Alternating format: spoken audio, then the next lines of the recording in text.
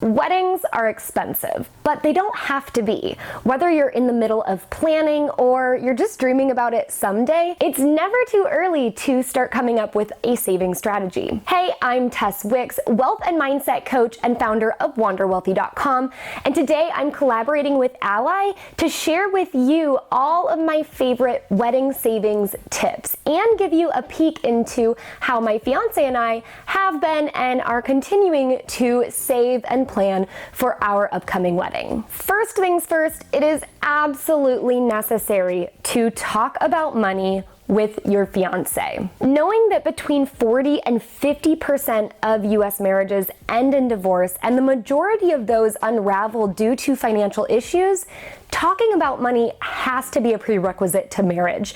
Dare I say, a prerequisite to engagement? My fiance and I started talking about money even before our first date, but I have a pretty easy excuse to have the "how much debt do you have" conversation, given the fact that I'm a money coach. Now, when is the right time for you and your partner to talk about money? I hate to say it, but it depends. Consider your relationship, what stage you're at, and how comfortable you are on the subject, but if you're already engaged, it's gotta be as soon as possible. The other thing I did well before I was engaged was actually set up an online savings account through Ally Bank and nicknamed it my wedding savings account. I did this even before I ever met my fiance. Now, did I know that the money that was being saved was gonna be for this particular wedding with this particular person? No, but I knew that I'd like to get married someday, and if I didn't end up getting married, I could use this money for something else. So I set up the account anyway, and I am so glad that I did. Whether you set up a joint account specifically for wedding savings, or one of you sets up the account and you both do recurring transfers to it, having a separate account set up for this grand event will help you collect contributions, monetary gifts, and help you manage all the costs associated with your big day. With Ally Bank's new online savings accounts, tools, buckets, and boosters, you can actually manage your money within your savings account and make savings so much easier by setting up recurring transfers and surprise savings. Now, before getting all excited about setting the date, picking out the location or the venue, it's pertinent that you and your fiance identify what sort of budget you're working with. When it comes to budgeting for any event, first you want to identify how much you and your future spouse have been saving up to date for this particular event. Next, have a conversation with each of your parents or other potential contributing parties. Now, I know this isn't the case for everyone, nor is it the most comfortable topic to breach, but there are many families that are still interested in helping out with wedding costs, and it's so much better and way easier for you to know what you're working with ahead of time. Finally, between you and your fiance, you can come together to determine how much you're willing to each contribute through reoccurring transfers to your wedding savings fund. This will give you a much better idea of the total amount that you have to now be budgeted out on the costs. In the case of my fiance and I, and when it comes to our wedding, we have a mixture of multiple contributions that we are each individually making, as well as our family are looking to contribute. So we're just coming up with a plan that is specified for the both of us. Once you have an idea of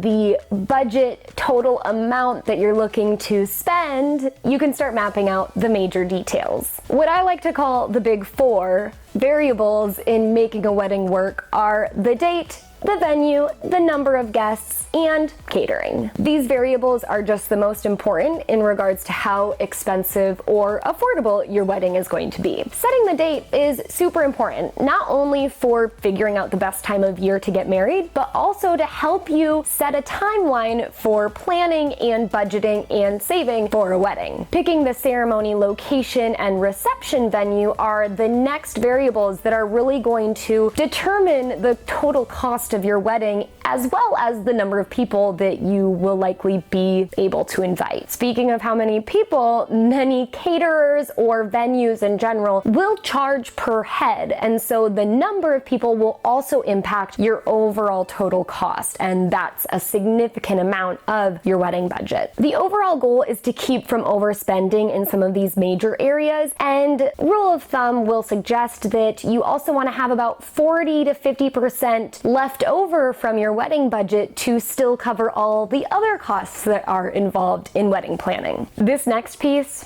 is good. Something my fiance and I did when we were looking at all the possible costs and things that we could include with our wedding was to actually run each item through a set of filters, which ultimately helped us get super clear on our priorities. We did this for the big four, as well as every other wedding cost that we bumped into. These filters are a set of questions that helped us really determine what was truly important to us. We asked these questions. Can we eliminate this item? Can we find a more affordable and creative alternative for this item? Or can we negotiate down the price of this item? These filters helped us identify what we would ultimately keep, what we were really willing to splurge on, and what we could entirely go without of, thinking, well, when the wedding is over, we probably won't even be thinking about this thing anyway, so we'd eliminate it. Ultimately, we decided to eliminate a large bridal party, church decorations, and flowers for our non-existent bridal party, a videographer, engagement photos, and a bachelor and bachelorette parties, as well as bridal showers. Deciding to just eliminate all of these things really helped us, as well as some of our family members and friends, save on a lot of unnecessary, to us, wedding costs. I have to add,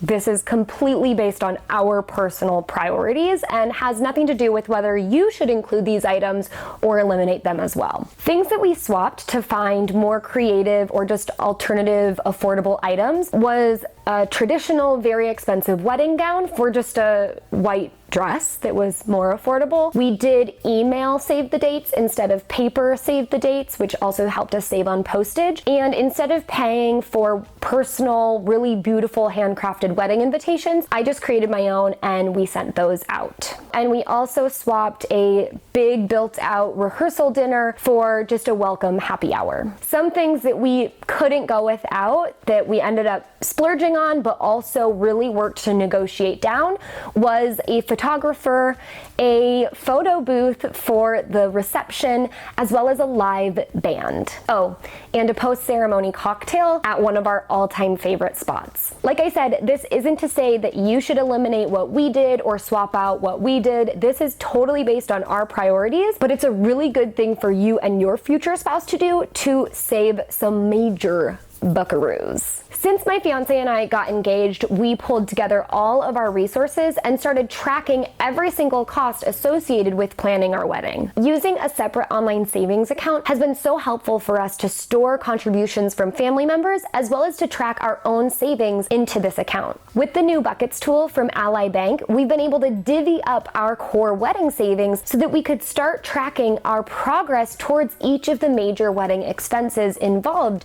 in our wedding budget. The Buckets tool has helped us realize that we've saved enough for our photographer, our live wedding band, our stationery, as well as our apparel categories. It's also helping us see how much more we have to save for our reception venue, as well as our place for our welcome happy hour. The Boosters tool has been amazing in helping us set up recurring transfers and boost our savings with surprise savings. With each transfer to our core wedding savings account, we can apply percentages to allocate into the various savings categories to make sure that each of our buckets are growing according to our goals. Once the budgeted amount for a specific category or bucket has been reached, we can reallocate that percentage contribution to a bucket that needs a little bit of a boost. Saving for a wedding can feel like a daunting task, but it's so much better when you know that what you're saving for and ultimately spending a lot of money on is something that you and your partner have both found to be things that are truly important to you. I hope these tips help inspire you along your wedding planning journey,